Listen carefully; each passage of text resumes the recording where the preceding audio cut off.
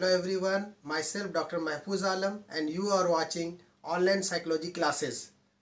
Today I am going to take a new chapter and the topic is मनोवैज्ञानिक विकारों का वर्गीकरण, classification of psychological disorders. असामान्य व्यवहार को ठीक ढंग से समझने के लिए मनोवैज्ञानिकों, साइकोलॉजिस्ट, मनोचिकित्सकों, साइकेट्रिस्ट और सोशल वर्कर्स ने उनका वर्गीकरण तैयार किया है, उनका क्लासिफिकेशन तैयार किया है। इसको हम इस तरह से समझ सकते हैं जिस तरह से विज्ञान में अलग अलग पशुओं और पक्षियों का वर्गीकरण किया गया है, जिसमें रेंगने वाले, ज़मीन में चलने वाले, हवा में उड़ने वाले, इनके आधार पर उनका वर्गीकरण किया गया है ताकि उनको समझने में और उन पर रिसर्च करने में आसानी हो। इसी प्रकार मनोविज्ञान में भी मनोवैज्ञानिकों ने इसे अलग अलग ढंग से डायमेंशंस में बांटा है, जिससे मानसिक रोगों को अध्ययन करने में आसानी हो।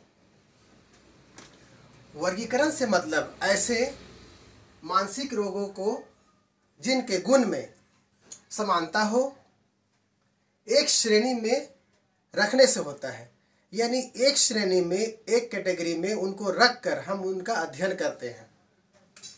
वर्गीकरण, क्लासिफिकेशन करने से यह फायदा होता है कि इसके आधार पर, इसके बेसिस पर मनोवैज्ञानिक आपस में मानसिक रोग के, मेंटल डिसऑर्डर के बारे में सही ढंग से कम्युनिकेशन कर सकते हैं, कम्युनिकेट कर सकते हैं।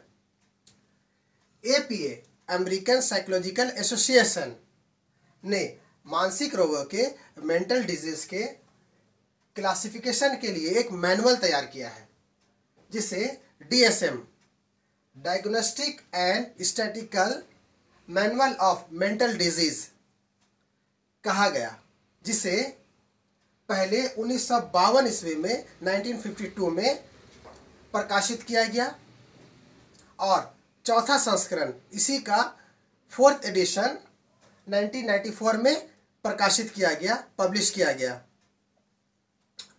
जिसे DSM-4 कहा गया।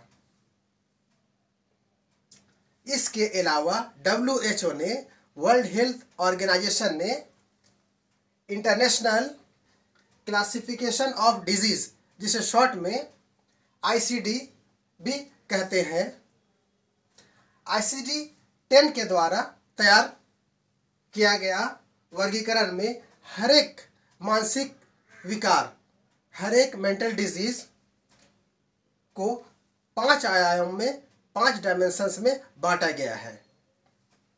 नंबर 1, इस डायमेंशन में 16 तरह के मानसिक रोगों को, 16 तरह के मेंटल डिसऑर्डर को रखा गया है, जिनमें anxiety disorder, schizophrenia, major depression आदि खास है। एक्सिस 2, इसमें मेंटल रिटार्डेशन और पर्सनालिटी डिसऑर्डर को रखा गया है। नंबर 3 में इनमें उन सभी समस्याओं को रखा गया है जो पिछले कई सालों से व्यक्ति के समस्याओं का स्रोत रहे हैं और जो मनोवैज्ञानिक रोग पैदा करने में मददगार होते हैं। नंबर 4, इसमें उन रोगों को रखा गया है जो पिछले कई सालों से व्यक्तियों के लिए समस्या का स्रोत रहा है, सोर्स ऑफ प्रॉब्लम रहा है। और नंबर 5, इसमें 3 क्षेत्रों, 3 एरियाज को शामिल किया गया है: परिवार और दोस्तों के साथ सामाजिक संबंध, social relation with family and others, पेशेवर कार्यवाही, प्रोफेशनल वर्क, और खाली समय में उसका उपयोग किस तरह से व्यक्ति करता है, इसके आधार पर बांटा गया है। Hope you have understood this classification easily. Keep continue watching my next videos also. Thank you.